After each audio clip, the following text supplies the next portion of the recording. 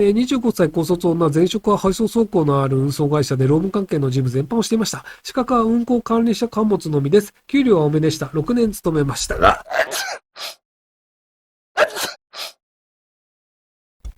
6年勤めましたが、ブラックすぎていろいろあり、自己都合として実質辞めさせられました。